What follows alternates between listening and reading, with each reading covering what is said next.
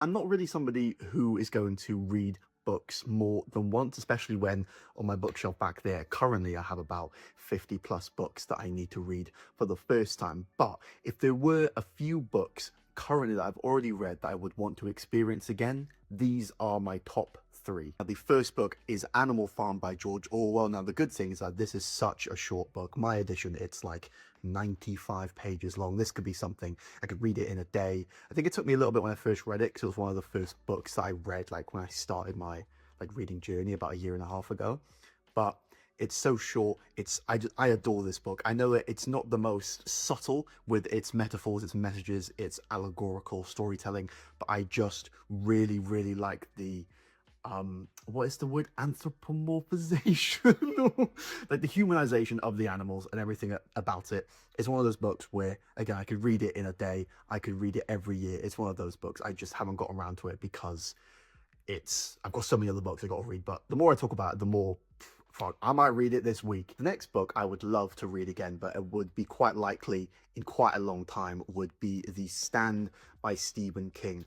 It's my favorite book of all time, so that's sort of like, if you're going to read a book more than once, it's probably going to be the favorite book you've ever read. But obviously the thing is, this thing is a fucking tome, like a Bible, a behemoth, a massive book. This is something I'll read in 5 years' time, but it's also something where it's one of my first Stephen King books. I think it's maybe my third, but it just blew me out of the water. And I just think that once I've read more of his books, because he has like 70 published books and I've read maybe like 10, so this will be something I'll read on a bit later in life, maybe every decade, something like that. But yeah, I mean, it's my favorite book of all time, so I'm going to want to reread it at some point, but it's just so big. I kind of want to forget what happens and I can fully immerse myself in this book again, in a half a decade's time. And the next book I would love to read again is Babel by R.F. Kuang. And it's for a different reason. I really like the book, but the reason I want to read it again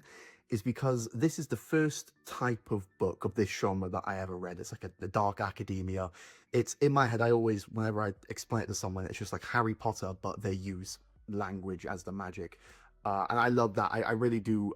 Like they talk a lot about like the history of magic and no, the history of language, sorry, and the origins of language in this book. And I really, really enjoyed this book, but I want to read more in this genre. I don't read that much fantasy. I guess like Stephen King's Dark Tower, it's like, it is fantasy to be fair, but I guess maybe more like academic fantasy with like harder magic systems and things like that. I want to read more books like Babel and then go back to Babel, or Babel, I call it Babel, and see how it holds up. Let me know downstairs in the comments what